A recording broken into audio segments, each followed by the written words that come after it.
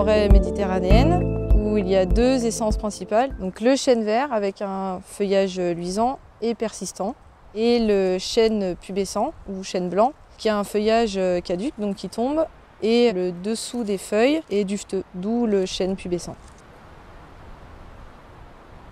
Les forêts méditerranéennes sont essentiellement gérées en taillis. Le taillis, c'est un arbre coupé à ras du sol, duquel repartent au printemps suivant plusieurs rejets. Donc ces rejets, il ne restera que 4 à 5 brins qui formeront ce taillis de chêne.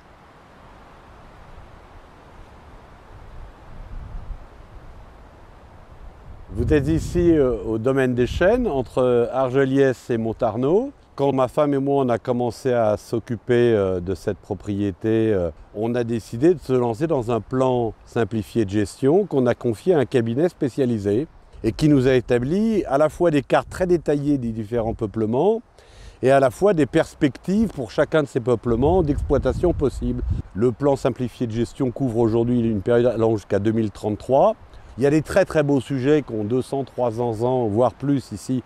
On a souhaité que cette coupe par taillis soit faite à raison de 1 arbre sur 3, en laissant les plus belles tiges. Dans la zone sud, les forêts méditerranéennes, il y a un enjeu majeur qui est le risque feu de forêt. Et donc ce risque il est aggravé par des périodes de sécheresse qui sont de plus en plus prononcées, sur des périodes de plus en plus longues, et pas seulement l'été. Ça arrive aussi l'hiver, donc on a fréquemment des hivers très secs. Et l'hiver, c'est la période où normalement la végétation et le sol refont leur stock d'eau. Donc tout ça, ça fragilise énormément les forêts. Et les chênes, qui sont pourtant moins sensibles que d'autres espèces, ils n'échappent pas à la règle. Et donc pour faire face à ce risque, les différents gestionnaires aménagent les forêts, déjà par un réseau de pistes, donc on en a une sous les yeux. Donc les pistes de défense des forêts contre les incendies. Ces pistes, le principal objectif, c'est de rendre les massifs accessibles en cas de départ de feu pour les véhicules de secours que sont par exemple les pompiers. On procède également à des débroussaillements autour des zones sensibles, que sont les infrastructures ou les habitations par exemple, sur des secteurs particulièrement sensibles.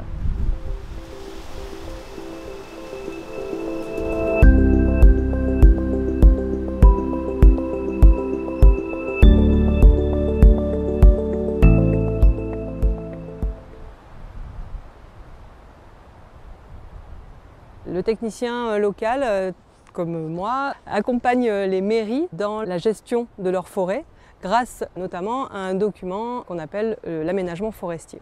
Cet aménagement, il va prendre toutes les attentes du public, notamment la production de bois, l'accueil du public, mais également la biodiversité, ainsi que tout ce qui concerne la chasse pour le bon déroulement en fait, des différentes activités au sein de la commune.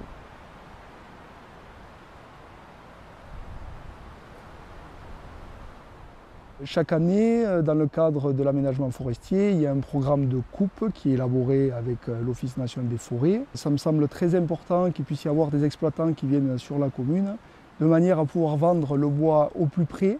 On diffuse dans le bulletin municipal les coordonnées du bûcheron, de manière à ce que les bois-cireuses et bois-cirois puissent acheter du bois au plus près.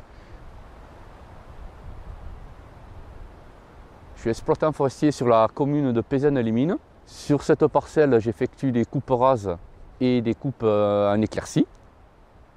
Les éclaircies, elles ont été définies sur le plan de gestion avec le technicien. Et on a fait aussi un essai de coupe en bande. Et après, principalement, c'est de la coupe rase.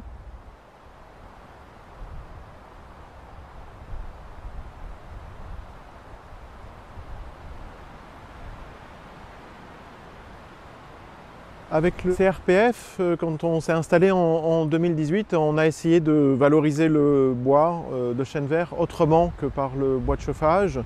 Et donc il y avait eu des initiatives pour essayer de faire du parquet.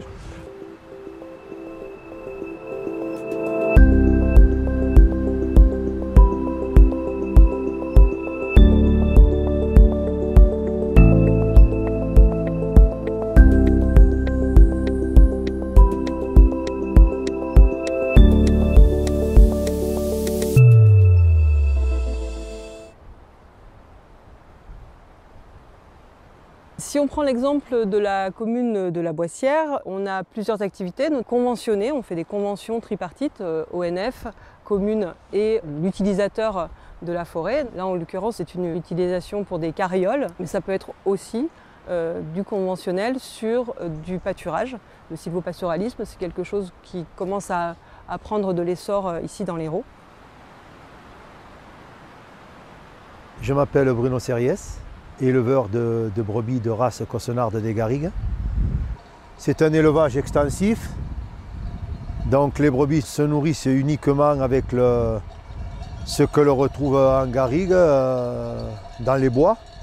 Elles ont un apport de céréales et de foin en ce moment parce qu'elles ont mis bas, mais sinon après le reste du temps, elles se nourrissent uniquement en garrigue. Voilà, on essaie de tourner un peu, de faire une rotation sur le pâturage. Ça permet de nourrir le troupeau et ça permet d'entretenir l'espace. Certaines années, bien sûr, quand les chênes verts donnent des glands, il est difficile d'empêcher les brebis d'aller dans les bois parce que le gland, pour la brebis, c'est un peu comme nous, un chou à la crème et c'est une très très bonne nourriture pour les brebis.